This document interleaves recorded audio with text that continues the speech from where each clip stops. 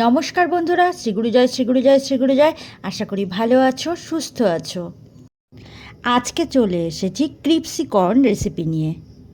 এটা অনেক বেশি টেস্টি হয়, যা না খেলে বোঝানো যাবে না। আর এটা বানাতে সময়ও খুবই কম লাগে। আমি এখানে 2 কাপ সুইট কর্ন নিয়ে নিয়েছি।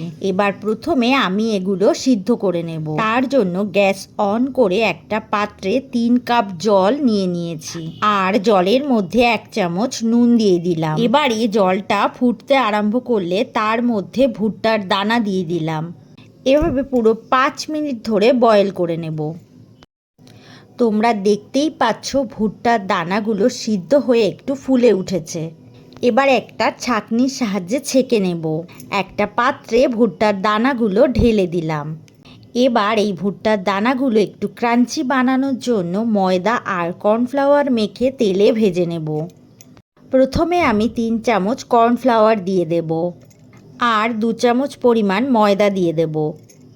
ভুট্টার দানা ঠান্ডা বা গরম করার কোনো দরকার নেই, আর মেখে কিছুক্ষণ রাখারও কোনো প্রয়োজন নেই। গরম জলের থেকে ছেঁকে তুলে তাড়াতাড়ি ময়দা ও কর্নফ্লাওয়ার মিশিয়ে তেলে ভেজে নিলেই হবে।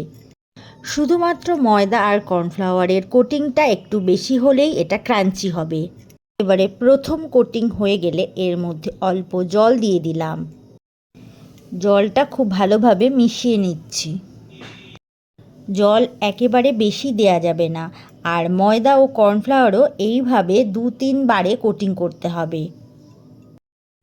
আবারও 1 চামচ ময়দা আর 1 চামচ কর্নফ্লাওয়ার দিয়ে দিলাম। এবারে জল দিয়ে ভালো করে মিশিয়ে নিচ্ছি। এবারে 2 হাত দিয়ে এভাবে ঝাঁকিয়ে নিতে হবে, যাতে করে এক্সট্রা গুঁড়োটা নিচে পড়ে থাকবে। এবার এই ভুট্টার দানাগুলো আমরা ভেজে নেব। এবার গ্যাসের ফ্লেমটা লো টু মিডিয়াম রেখে কড়াই বসিয়ে তার মধ্যে তেল গরম করে নিচ্ছি। এবার তেলের মধ্যে কোটিং করা ভুট্টার দানা দিয়ে দিচ্ছি। যখন এই ভুট্টার দানা গোল্ডেন ব্রাউন রং হবে তখন এটা তেল থেকে তুলে নেব। এভাবে বাকিটাও ঠিক একইভাবে ভেজে নেব। এরকম ক্রাঞ্চি করে ভেজে নেব। এবার গ্যাসের ফ্লেম লোতে রেখে ভুট্টার দানাগুলো তেল ছেঁকে তুলে নিচ্ছি আরেকটা পাত্রে। তোমরা এই ভুট্টার দানা ভাজার সময় একটু ঢেকে ভাজবে, তাহলে দানাগুলো ফুটে নিজেদের দিকে আসবে না। এবারে গ্যাসে আরেকটা কড়াই বসিয়ে তার মধ্যে 2 চামচ পরিমাণ বাটার দিয়ে দিলাম। বাটার মেল্ট হলেই তার মধ্যে গ্রেট করে রাখা আদা দিয়ে দিলাম। আদাটা বাটারের সাথে একটু নেড়ে নিয়ে তার মধ্যে কাঁচা লঙ্কা কুচি দিয়ে দিলাম। কাঁচা লঙ্কা আর আদা একটু ভেজে নিয়ে তার মধ্যে দিয়ে দিচ্ছি কাশ্মীরি লঙ্কার গুঁড়ো। এগুলো আবারও নেড়ে নিচ্ছি। এবার দেব টমেটো সস।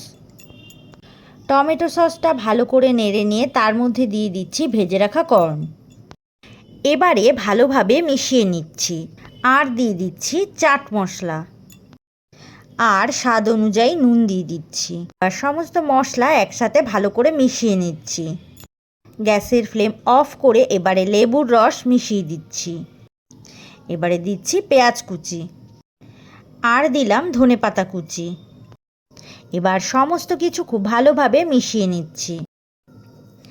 এই রেসিপিটি অসম্ভব ভালো খেতে হয়, না খেলে বোঝানো যাবে না এর টেস্ট কতখানি। তাহলে এই রেসিপিটি বানিয়ে খেয়ে আমাকে কমেন্ট করে জানিও। আরও নতুন নতুন রেসিপি নিয়ে চলে আসব। এতক্ষণ আমার সাথে থাকার জন্য ধন্যবাদ।